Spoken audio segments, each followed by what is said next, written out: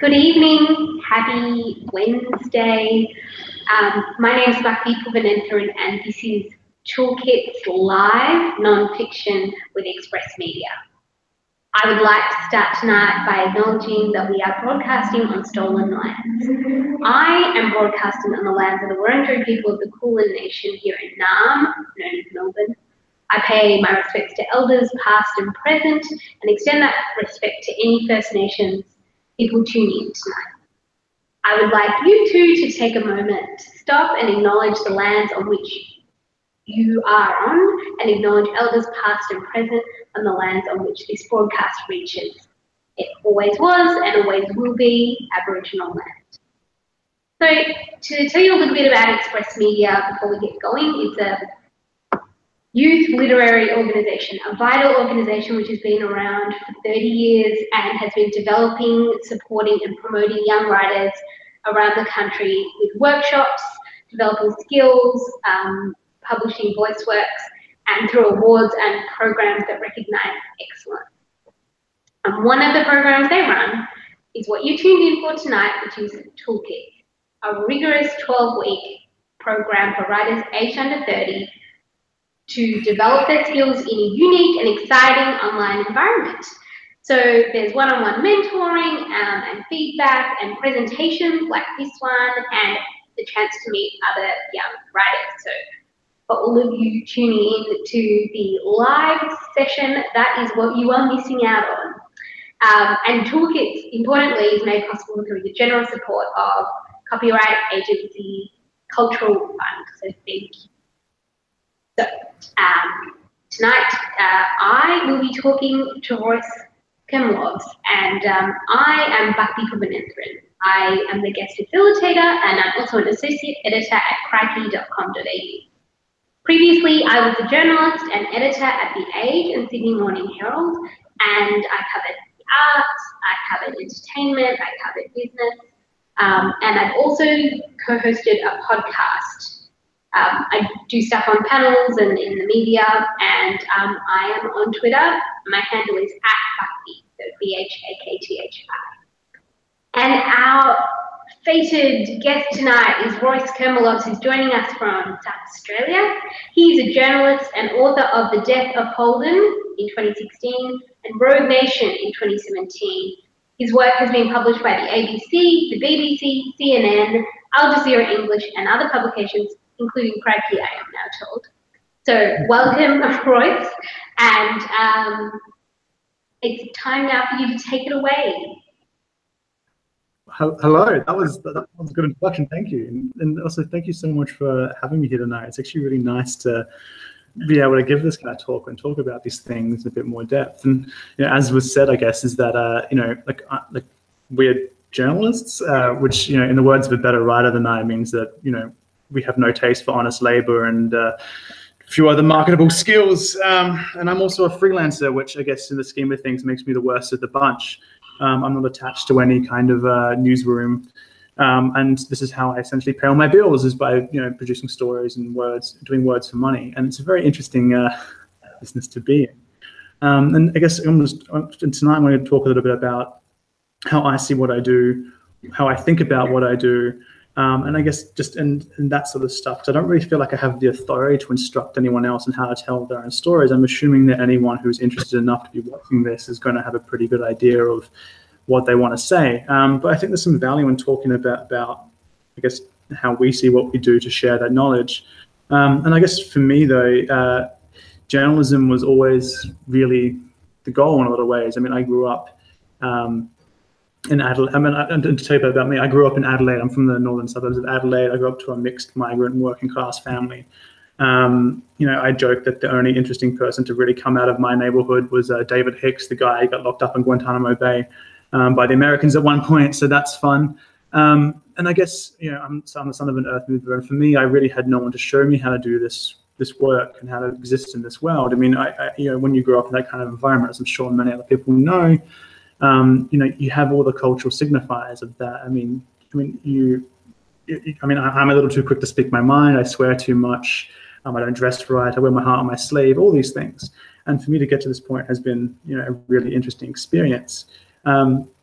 so generally speaking, and so the path I followed is, when I was 18, I guess for me, the reason why I wanted to do this is because, when I was 18, a friend of my family's was murdered, and that's a long, complicated, nuanced story that I won't go into, but it changed how I see myself and how I saw the world around me. And in my naive, earnest state, I saw journalism as a way to give people voice. After that, I did did the degrees and got out into the world and spent some time on unemployment, and then I had the opportunity to do an investigative journalism mentorship program funded through the copyright agency where I was mentored by Gideon Haigh. I produced a long-form story, rolled that into a book, rolled that into a couple other books, which the next one is out this year sometime in August, All Good Bookstores, so that's a sneaky plug. But so in that time, I've learned a lot. I'm still learning a lot, and so I'm a jack of all trades in what I do, because what I do is essentially a trade. That's how I think about it. This is how I pay my rent.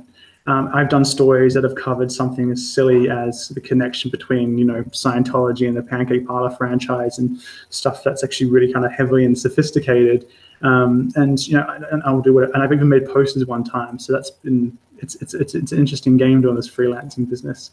But when the constraints come off, when I'm free to kind of do what it is that I want to do, what I see myself as is a profile writer. And a profile at its core is to sketch out a person's life and feelings and reactions to a set of circumstances, events, or subject matter. And in the daily business of news media and whatever else, I mean, the usual thing is that the stories that get written are about people who are important, they're people who run organizations or entire countries, and who are rich and famous. And again, as a freelancer, part of your role is finding those gaps that other people don't cover, that the people who are in-house don't always cover. And so I tend to turn my camera on people that are a bit further down the social food chain, people who are thinking and responding to the decisions of those powerful people. And not that everyone's always willing to pay money for it. And at this point, and there's also a kind of valid ethical question at this point about what I do, is about where is the limit of this, because I think that, if you run around thinking, that your words bring life to the common folk anywhere, it's a very arrogant, messianic thing, attitude to have. But then, I think when you're looking at Australian society and you're doing nonfiction, which is dealing with your reality and the stuff around you, the myths of Australian society, that of a fair go, mateship, and all that are good ideals. There's something worth working towards, but they also have a way of smothering the fact that we don't always live up to those ideals. And I think that's where the real value comes in, is highlighting some of those issues.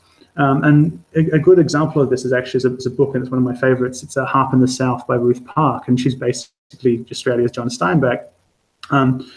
She did this early on, where she wrote it's a fictional account of an Irish family living in Sydney's Surrey Hills at a time after World War II, at a time when you weren't supposed to mention the fact that there were slums in Sydney's hills, and that was one of the reactions to that book when it was published.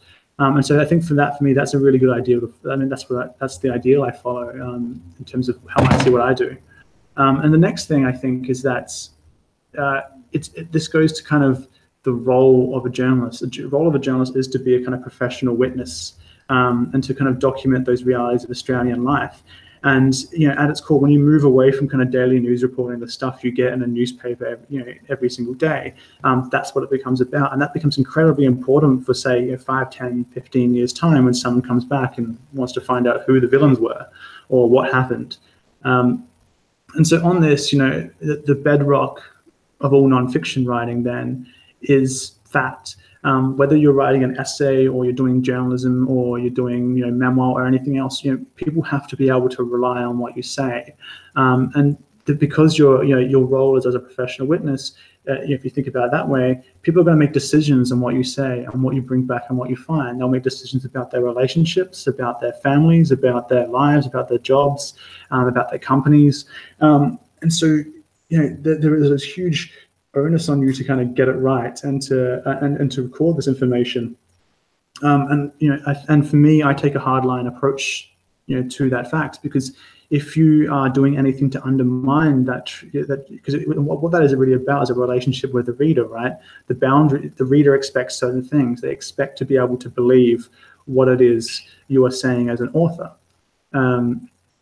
And in the early days of literary journalism, people kind of played it a bit fast and loose because there were no expectations about what this kind of approach to doing nonfiction, to doing journalism was. Now there's a bit more stuff out there to kind of contour it. And so, essentially, so there is no amalgamating of characters into one. There is no inventing dialogue. Stuff needs to be verifiable. It doesn't matter how creatively you're writing, that needs to be true. Don't make stuff up is the cardinal rule. And I think what makes narrative journalism or literary journalism distinct, I think, is that like journalism itself is basically a process of collecting lots of facts and figures. Writing is the process of rendering it into something kind of beautiful or engaging or some kind of story. All it does is marry the two without the vices of each of those individually. So you're taking a bunch of information that you found and communicating it in a way that's accessible to people, and you understand how important this can be. That if you've ever had to read a document that's like 100 pages of stats or even a whole book of stats, like when you cut out the crucial element of the human experience, it's very dry to read, and also it misunderstands, I think, what like how life is lived. In focusing so heavily on data, you lose the crucial elements of human experience. We all know that real life isn't lived on an average, and humans aren't little computers that can just be predicted in numbers. Random stuff happens sometimes. And so I guess for me, the overarching goals of everything I produce is, there are four things. First, people need to learn something. Two, people need to be able to, whatever I'm writing needs to be able to reach the widest possible audience. People need to feel something. And, there's extra points if it also documents something about, this moment in time, this moment in history, so people can come back and look at it later and see that. And I guess the next thing I just want to talk a little bit about is really the nitty-gritty of this. So whenever you do any kind of nonfiction writing, I mean, the way I think about it, it's like doing long division. You need to show you're working out. So as I said, journalism is about research. You need to show your sources where it comes from. You need to show this information, how they think about what they're doing. I've got some and the basics of this are, so you do the research. You basically talk to people who work in the area, the people who've been working in the area for 30 years because they are the experts. And then you render it into something that's consumable, something that's accessible, and something that people find easy to understand in the way that they understand it. And the difference between doing this and something shorter, like a feature or a news report, is just, length gives you less constraints about how you tell that story. You can get more creative about things like structure and voice.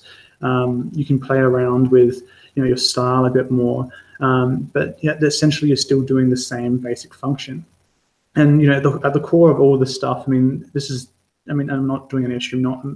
I'm saying this because I'm not assuming any knowledge on anyone who's listening. But at the core of this, there are two types of sources. There's your paper sources and your human sources, and they're pretty straightforward. So your paper sources are everything from bank statements or press release, statistics, or a book to and the key with them is straightforward. You get them, you get your source, you read it, preferably you read it twice, and then you take notes with the page numbers so you can find it again.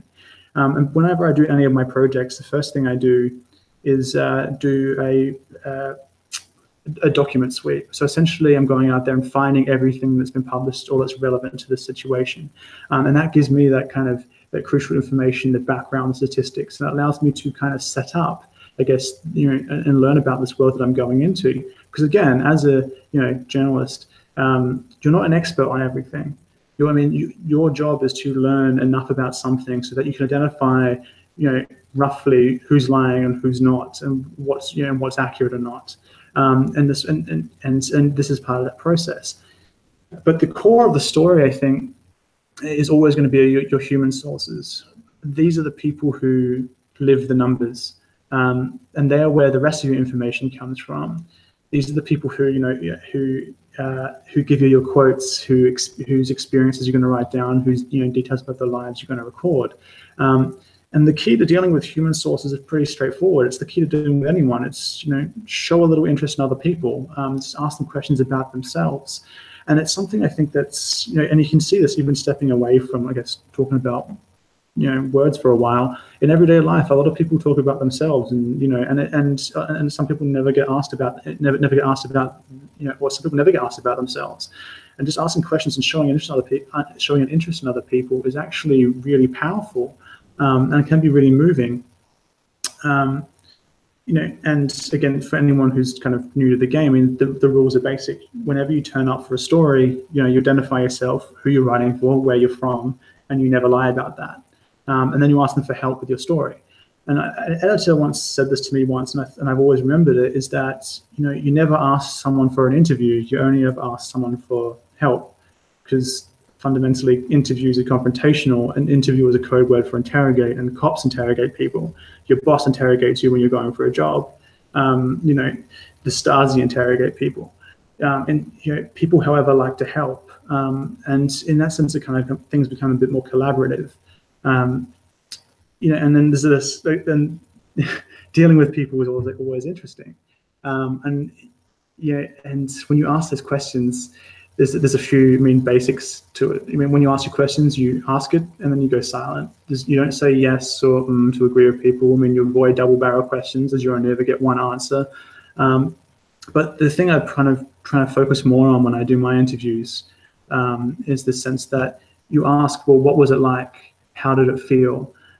You get to the experience of something, because that's what you're really trying to do with any kind of long form narrative journalism, is you're trying to, you know, render that experience of something, you know, the lived experience of the story. And there's also a gendered element to this, I think, as well. And I've just noticed it in terms of how people, when you talk to men and women, men, and this is a generalization, but men are socialized to say, I think. Women are socialized to respond with, I feel. And so sometimes you can flip that. If you flip that around, you get very powerful answers.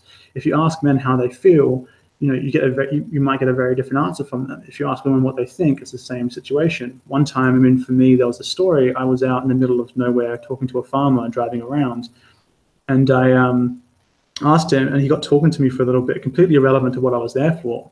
But he got talking to me about the family farm, and he was talking about how the kids have moved away and they've done something else with their lives. And then I asked him, well, how do you feel about that? And he basically broke down into tears in the car with me. And this is a guy who was like middle-aged, about 50 years old. And you can tell why. And when he got talking, you can tell why. Basically, because he spent 30 years of his life working in the same place towards the same goal. And then suddenly his kids no longer wanted to take it over anymore. And so essentially everything he'd been doing with his life was meaningless. And no one had ever asked him that. And if I was writing that story, that would have been a much more powerful story. That would have been a very powerful story, or powerful insight to include in the story. Unfortunately, that wasn't what I was there for. Another thing is also even just watching people work, being a fly on the wall in these situations can be very helpful as well. I mean, often when you introduce yourself to people and they're in the middle of something, just ask to watch and just hang out. And because the more they focus on their task, the more they forget that you're there. And that means you can pick up little details about how they do their job. That's a very valuable thing. And you know, and I think but the final thing about fieldwork really is, and if you want to do this kind of longer stuff, is just be open to adventures and actually experiencing something when you're researching.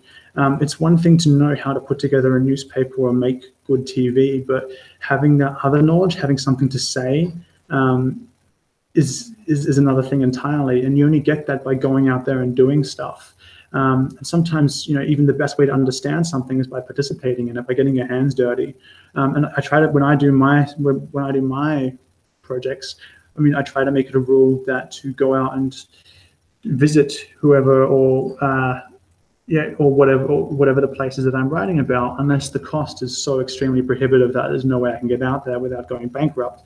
But, you know, and then that said, you know, you never do anything so risky that you can never come back. If whenever you get a commission, your job is to go and get the story, and if you don't come back, or you're dead or dying, or disappeared, you're not doing your job.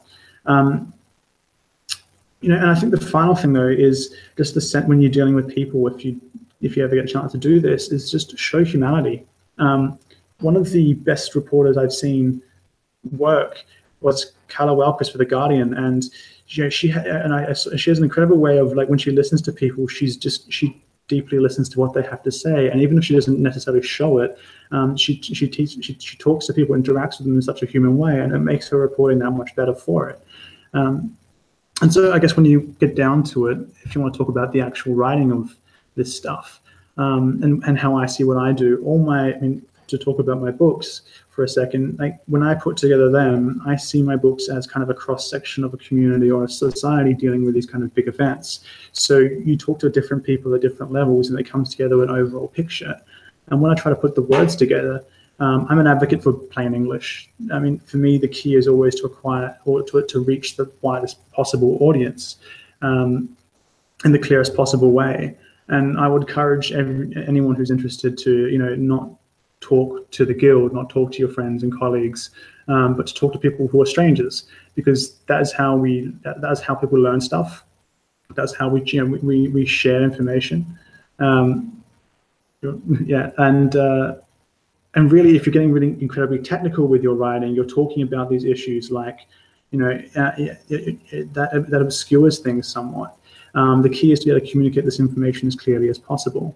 And my personal style tends to be very conversational and accessible. It's almost like having a conversation over drinks. And I understand it that way. And when I'm at my best, I aim for my work to be punchy and clipped. And you know, I think the key is to talk about your subjects the way the expats do when they knock off for the day. You know, when they go home. You know, with swear words included, as basic included, as simple as possible. That's when you strip away a lot of the obscurantism and technicalities that make it harder to understand what's really going on. And then in terms of how I think about what I'm doing, and it just goes back to that idea of a professional witness, but any piece of writing essentially is kind of a photograph of a time and place. You know, it captures how people are thinking and feeling in response to something, and you know, to these events that are swirling all around them. And just like a photograph, you should be able to tell what a person's wearing, thinking, how they talk. That stuff is incredibly valuable. And then, and likewise as well, whenever you do a deep dive into something, understanding something is not endorsing it. Knowing how to put together the machine and take it apart again is incredibly valuable. You know, and then if you ask any crime reporter, for instance, they'll tell you about, you know, like, life is incredibly messy and people sometimes do the worst things for incredibly stupid reasons. And not because they're inherently evil, just because they've screwed up and followed that instinct as far as it will take them. And you know, and again, and the value in this is being able to identify, you know, why terrible things are happening, who the villains are, and which can make journalism an incredibly powerful tool. And I think the tool of the journalism in that sense is, you know, is to do exactly that. Because you're free, unlike daily news reporters, you're free to explore these things in kind of greater depth and breadth. And look, in terms of just writing, I'm not sure where we are for time. I'm probably powering through this. But look, my stray tips are basically, you know, use lots of weather and pay attention to weather. And you know, you'll be surprised at how when you do interviews, if you pay attention to what the weather is like. It improves your story tenfold. Also, have personality on the page. That's what literary journalism is. There's a chance to, you know, put your personality into the story because you are a part of it. However you do this, and to think carefully about where you cut in and out. And actually, the best way I've ever seen this done in anything is the TV show Archer, when they cut in and out of conversations, and so you have one conversation finishing another. I think it's a very good technique to pick up. Otherwise, like, little details go really far. So, for instance, when I once interviewed a woman whose son took his own life, and you know, she wore a lock of his hair around her necklace, and every time it came up, she would touch it slightly. And I included that in the story, and when she read it, she loved it because she didn't even realize she was doing that, but she thought it was a great way to honor the memory of her kid. And like for me also, pop culture helps a lot to explain things that might be incredibly dry or dull. I like politics or high finance. I once compared Corey Bernardi to Lurch and Erica Betts to a freshly risen vampire. And some people might say that's kind of low-hanging fruit, but I personally think I'm just a very accurate reporter. And so I guess I'm coming to the end of the things I have to say, but just to close this out, like there is this feeling, and I've certainly had it, that like this sense that you're not good enough, or that you're inherently a fraud. And I think the thing to say about that is that we all feel that way. I think at some point, at some level, we're all just making it up as we go along.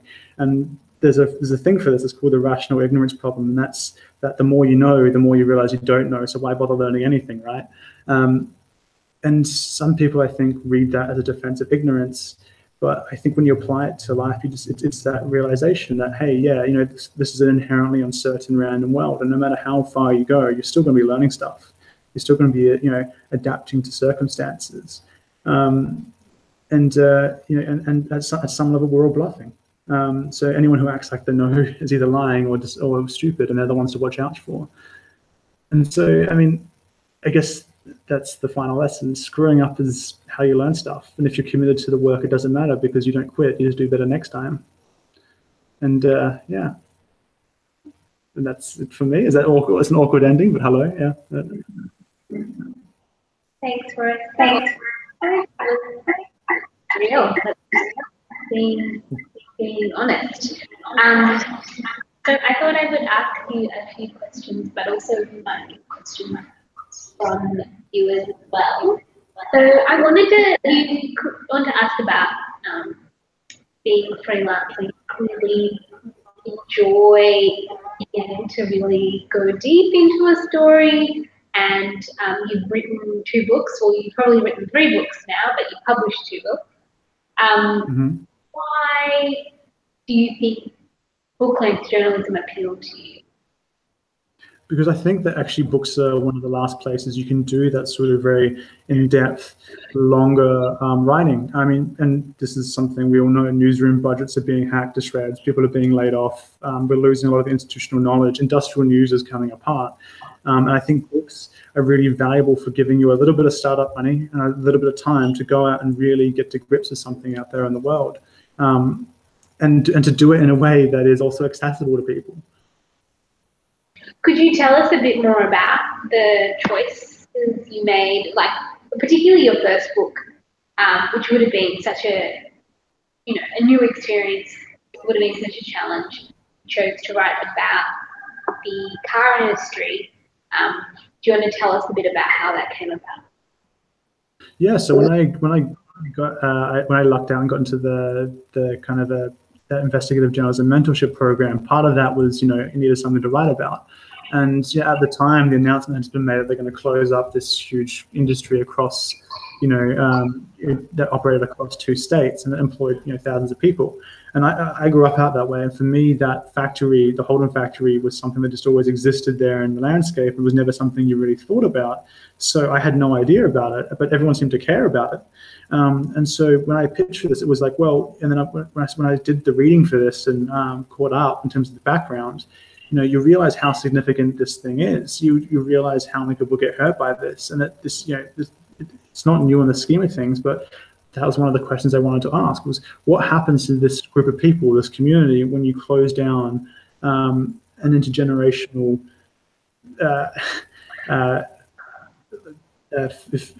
workplace like this?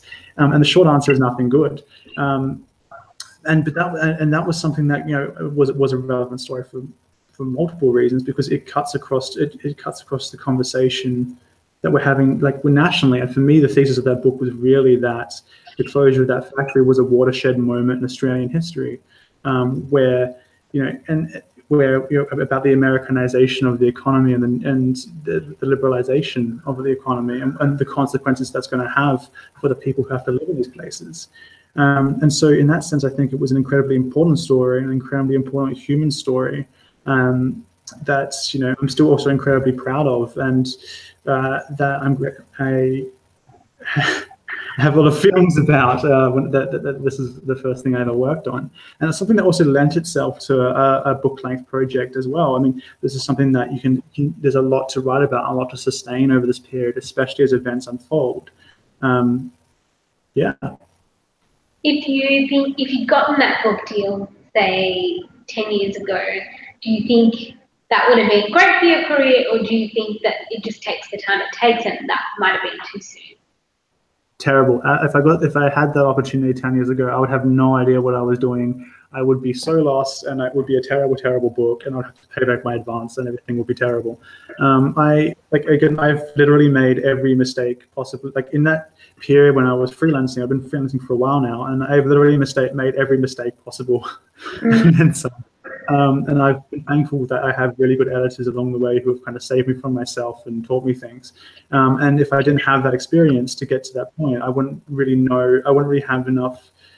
I wouldn't have enough together to be able to approach it. That said, if I'd waited 20 years from now when I had all the experience, that would have been a very different book again, because there's always a problem in having not enough data and too much data. And so not knowing something is actually a very valuable thing. Going in to learn something is how you make it interesting, because you're approaching something with fresh eyes. So it was just a matter of having enough skill that I can do the story, but not enough that I'm kind of jaded and closed off. That's often the story with academic writing, right? Like if you talk to academics and they have these incredible reservoirs of knowledge, but they're not sure they're not necessarily sure what the angle is or what stands out to people outside that small world. Or it's incredibly technical, so they're very focused on the very specific details of something and want it all included as if they're publishing to their colleagues, when really it's about communicating this work to a general audience in a way people understand.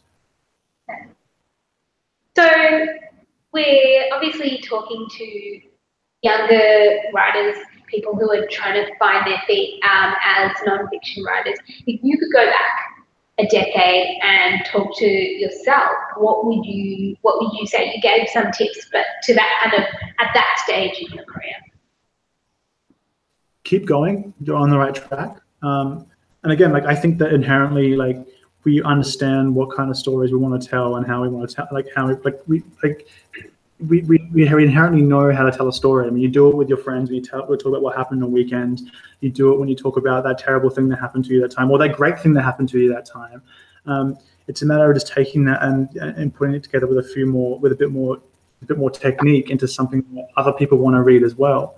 And when I was much younger, I remember being very confused, and again, it took me a long time and a long process of learning and screwing up and doing better again, and then screwing up and doing better again to get to this point now. And so my two bits of advice would be, again, keep going, and it gets better. Okay, that's interesting. Why do you choose to be freelance as opposed to working in? Well, it's not really a choice. I mean, for me, the freelancing happened because when I finished university, I didn't have enough money to support myself while I did an internship. I lived alone. I did a brief spell on Centrelink. I just couldn't afford to do that. I had to find some way to make money, and I had to find some way to get, to kind of get myself into that world. And a person I credit for this is Lee Glendenning, who was the former editor for The Guardian, who she kind of sent the elevator back down. I went for a job at The Guardian, they turned me down because I was too young. I had no idea what I was doing, so there was no way in hell I was getting it. But she said, look, if you want to come freelance for us, if you want to pitch us stories, and I said, great. And then that gave me a little bit of a start that I can then roll into the next thing. And I think being freelance also teaches you different skills than it does being inside a newsroom. And maybe you probably talk about this as well. Is that because you're on your own, you do everything. You do everything from the books to the research to the pitch to the sales, the pitching to the production to the delivery to the promote. Everything is you. And maybe it's from the outside, but I get a sense that when you're in a newsroom, or you have the institution at your back, and so you approach the world differently. And I think there's value in that because it teaches you kind of to survive. Yeah, you got to hustle. Yeah. Yeah, and it's a lot. I guess if you are outside an institution, you're not necessarily getting editors telling you ideas or suggesting ideas. You need to kind of generate your own ideas in a way that requires, I think, an independence of thought and a kind of energy that I personally really admire. Oh, and also you get to pick which stories you work on. So whereas, like, I mean, again, if you're working in a daily round, you've got to produce like 4 or 5 stories a day at a minimum. Whereas with this, because most of the money is in feature writing, you then work out what the daily news reporters can't do, and so you try to fill that gap. And B, you get to work on things that you build up a specialized body of knowledge, and you get to focus in on that. And that can be incredibly rewarding, incredibly stressful, but also incredibly rewarding. So you've been pitching feature articles. You also work on kind of longer form pieces, and then also even longer than that, obviously, books. Do they blend the kind of ideas, or do you kind of find that stylistically and organizationally you need to really spread them out? Like they're very distinct. No, I mean, I see it as all blending together. So on one hand, yes, okay, the rules that govern, say, feature writing and reports are different to what govern a book and how you express that. But essentially, one, you're doing it's the same skills. And two, I mean, you use those smaller pieces then to build, in some cases, to build the body of the book. So, if you pitch a series of stories on a particular subject, you can then use that to put together a proposal and then take that into a wider narrative, especially if it's part of some bigger event. I mean, like for instance, in all my books, I've used my old reporting has formed chapters and parts of it because that's what you do. It all builds together. To use that really lame business term from the 90s, it's the synergies. You have it all work together. It makes your life easier, which is useful sometimes. Definitely. So we talked a little bit about how you chose the Holden book, but you're also writing about the end of the mining boom, and you've written about Pauline Hanson, and you clearly love talking about kind of these broader trends in zeitgeist. Do you know in advance that that's something that, did you know that that's what you wanted to do, or did you kind of just stumble on them, really? Well, to be fair, I mean, the stuff everything has since kind of branched out from that original book about the car industry. I mean, and manufacturing. I mean, the second book, Royce Nation, which was about kind of populism and this kind of idea of Australian populism and what's happening right now within our politics, is a product of that, because I was seeing that even before the whole Trump thing happened and Brexit and whatever else. Like, I mean, we had figures turn up, and so that became something else to explore. And I mean, I also had the benefit and around that time. So you said you were seeing it in people you were interviewing, or were you seeing it on social media, or like, I guess, how do you observe things? Where do you go to observe these things, and then also formulate ideas? Well, you follow the story. I mean, when I was researching the Holden book, for instance, specifically, I mean, I was looking around at this stuff happening and watching people grapple with this reality they've known for the last, let's just say, 20 years of their working life fall away. And in that, people started saying stuff about their views on politics, or or who they'd vote for, and then you look around the environments where these people live. In Geelong, you had Mayor Darren Lyons, who was a character if there ever was one. He was a social media guy. He became mayor. He was also radically incompetent, but he promised to go in and mix things up.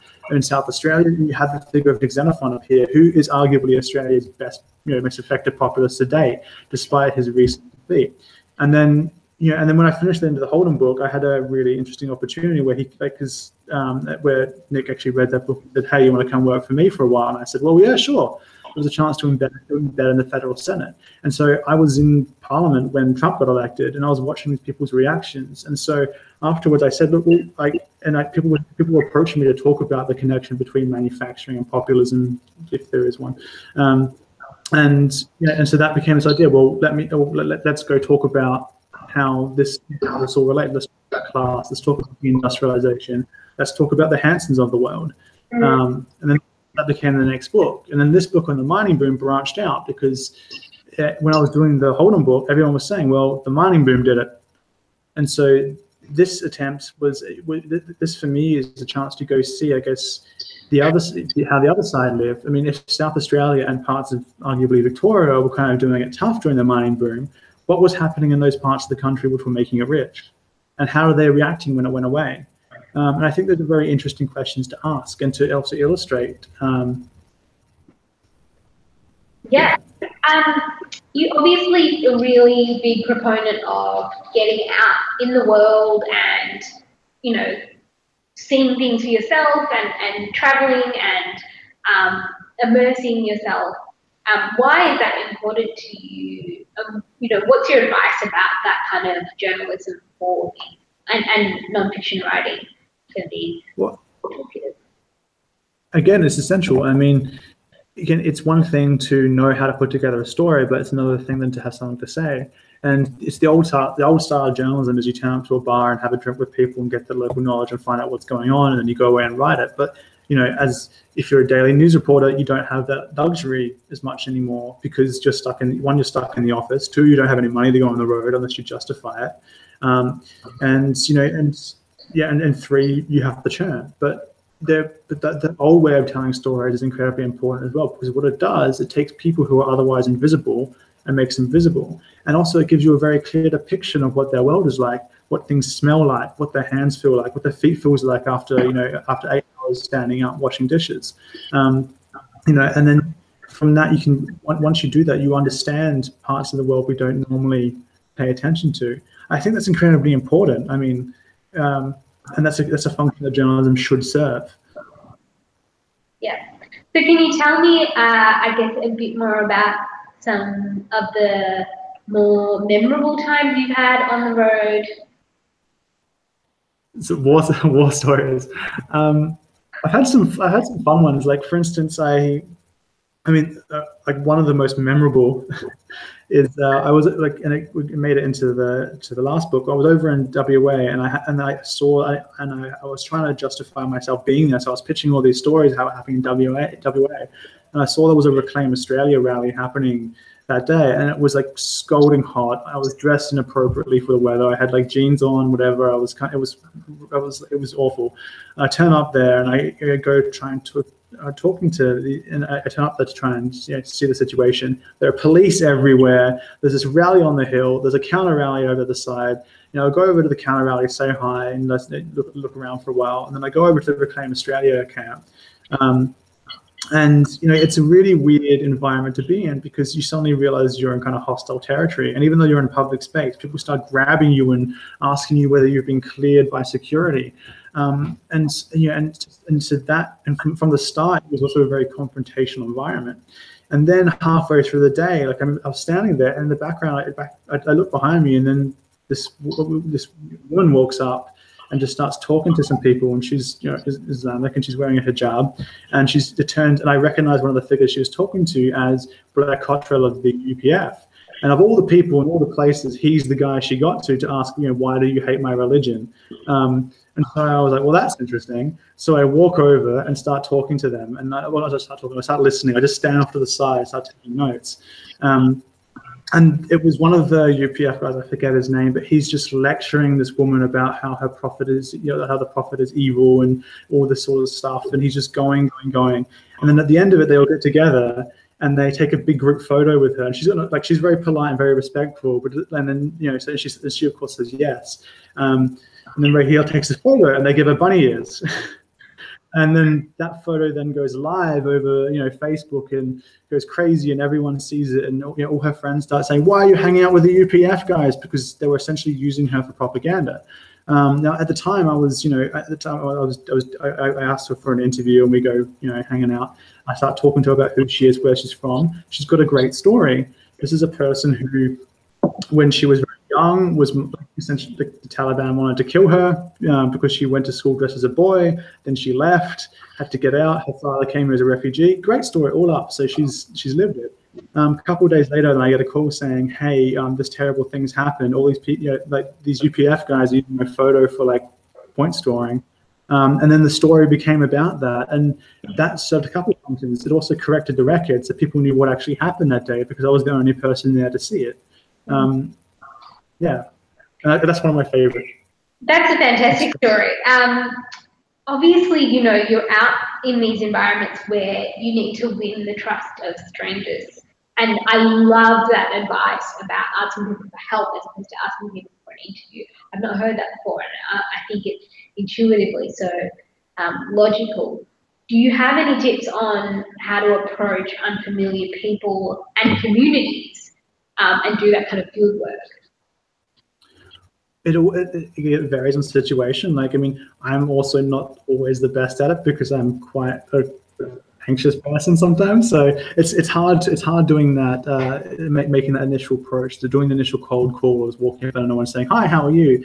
The best person who I've seen ever do it at this point was an ABC reporter called Eloise Fuss, and we were out taking photos together at one point, and she walks up to these two guys, and she as a human, she's really interesting. She wears lots of bright colors.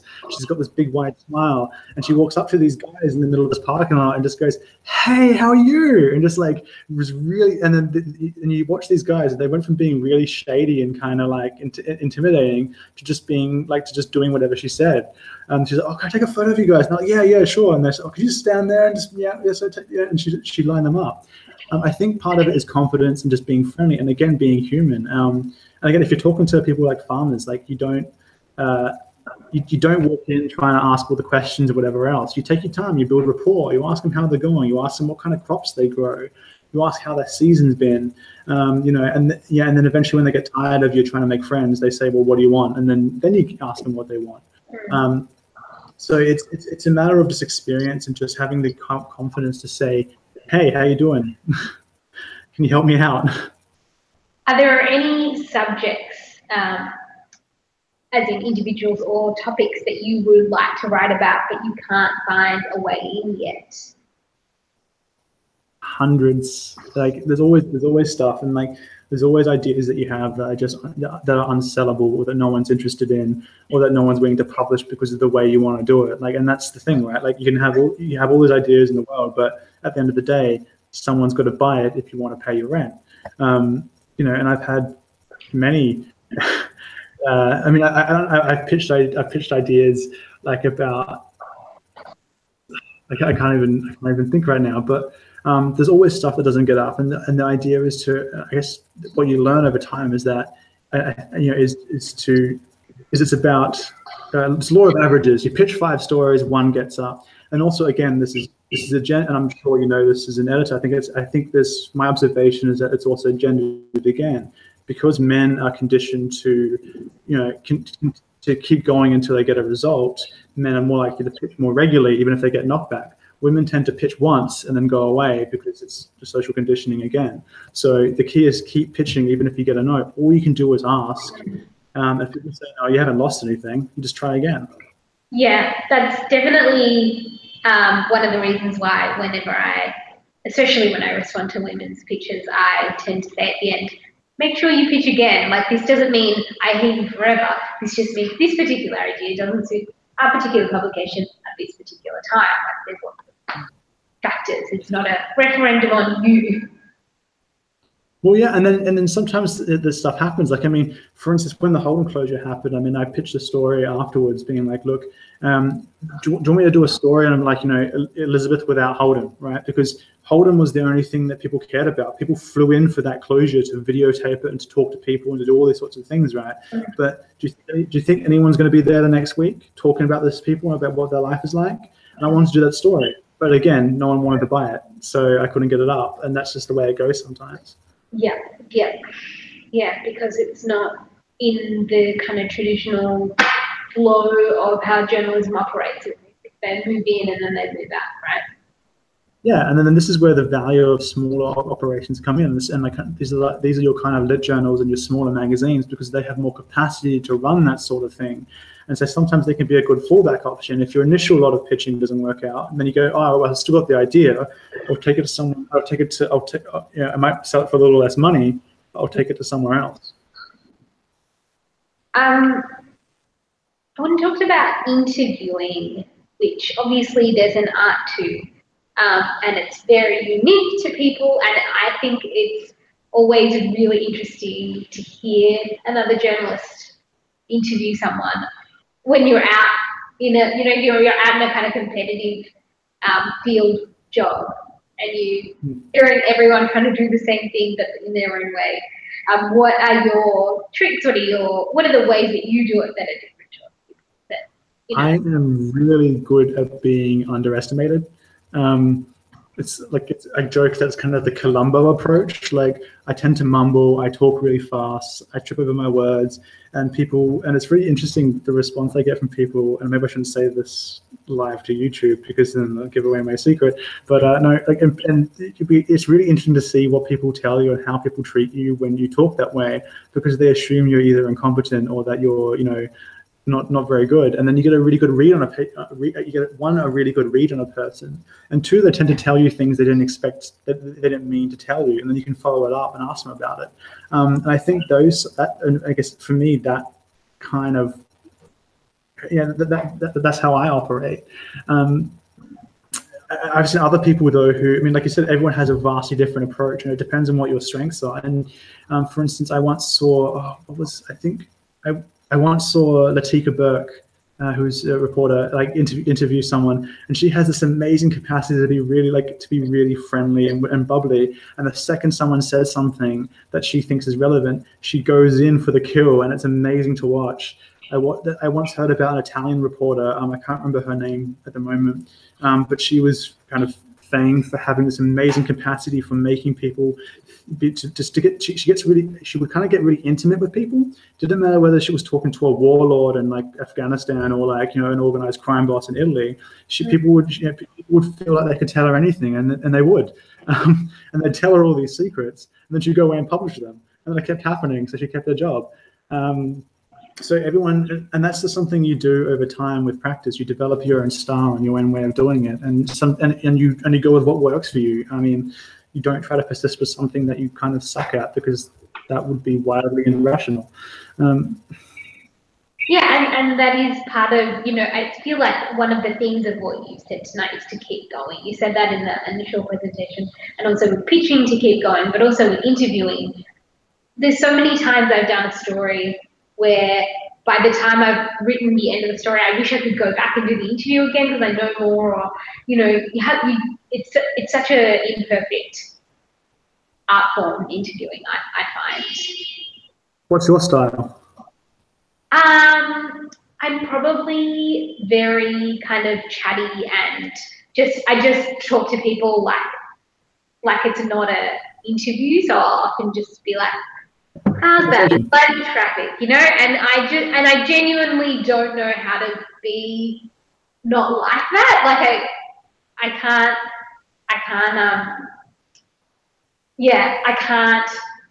I have to make people feel comfortable. That's how I, am in the world. So I just try and use that to my advantage. It doesn't always work because, that kind of switching from that to going in for the kill, which is what you described from Latika Burke, is a very talented reporter.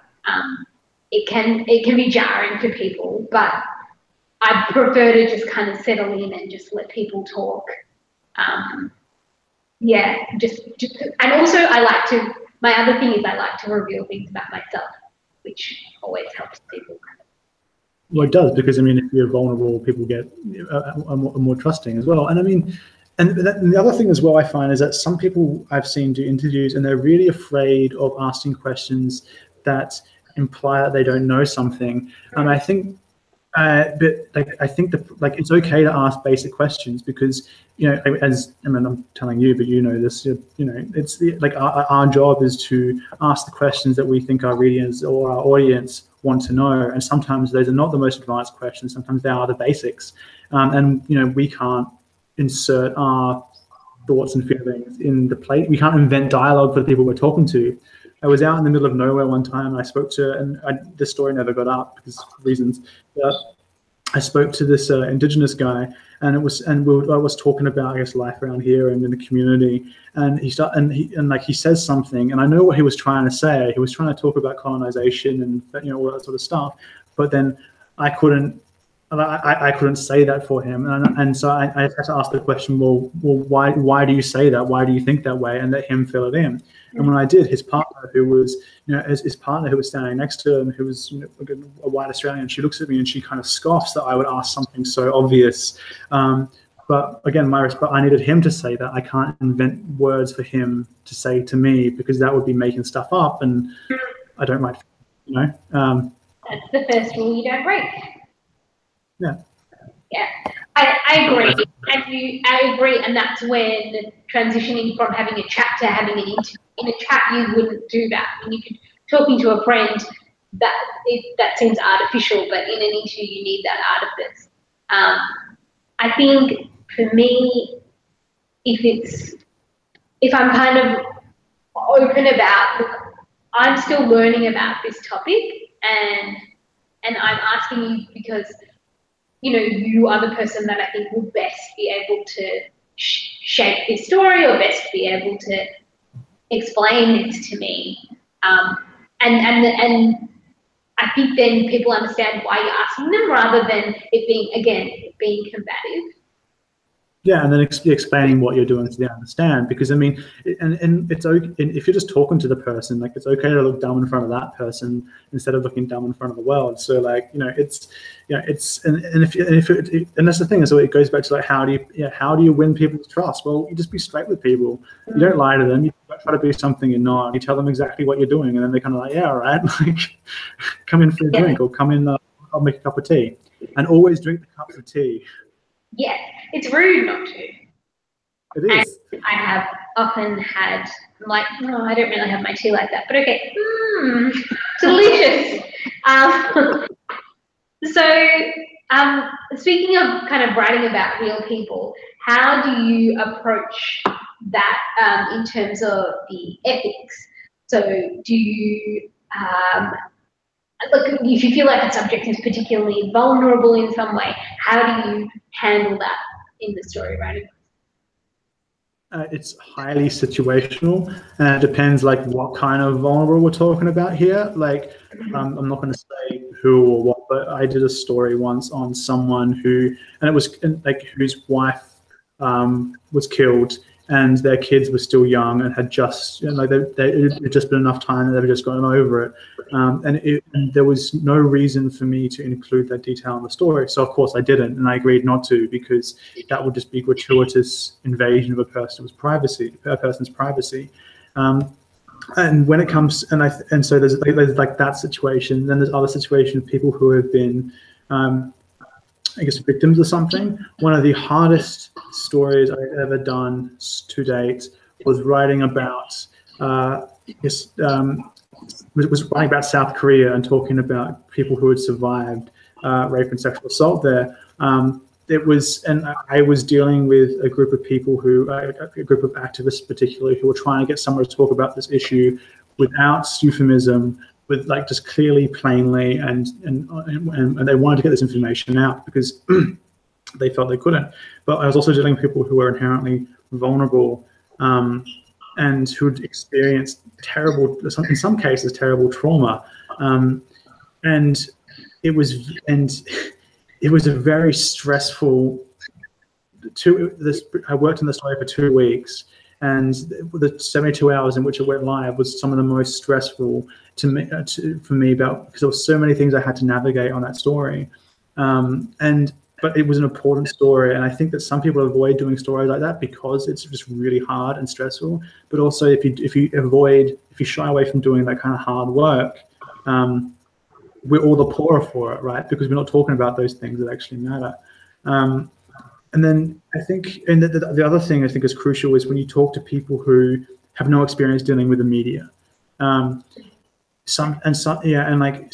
tend to be a bit more generous in that case because, again, someone's telling you their life story, right? Like, yeah, and again, sometimes they're people who aren't as well educated, or who who are maybe a bit rough or whatever else, and have no experience in the media.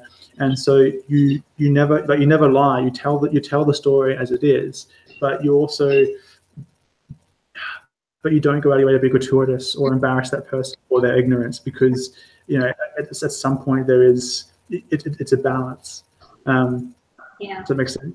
No, absolutely. I also find myself often, if I'm talking to someone who's in a highly tense or high stakes situation where maybe several people are trying to get their story or something, I kind of end up doing kind of quasi-media advice and say, this is what will happen if you go with this outlet. This is what will happen if you go with me. Lay it out for them. And and obviously some journalists would use that to convince people to talk to them, and I probably do too, but you also just kind of educating people about, that lots of people, when something awful happens to them, it's the first time they've ever talked to a journalist. So, yeah. And they don't know how it works. They don't know what on the record is. They don't know, what your rights are as a journalist and so on. So I tend to find, that I'm a completely different than you would be. I'm sure when you were talking to politicians, you just, you're all out. Yeah, and I mean, and they know the game, and they're pretty quick. If you try to go through the formalities with someone who deals with the media all the time, they're pretty quick to say, "Yeah, that's nice. Get to the point." Like, they don't have time for that. And so it just depends on the situation and judging the circumstances, as exactly said. I think we're just about to wrap up the live portion of this, and thank you to everyone who tuned in. We're going to move now into the Toolkits private Q&A. Yay. Thank you for having me, by the way.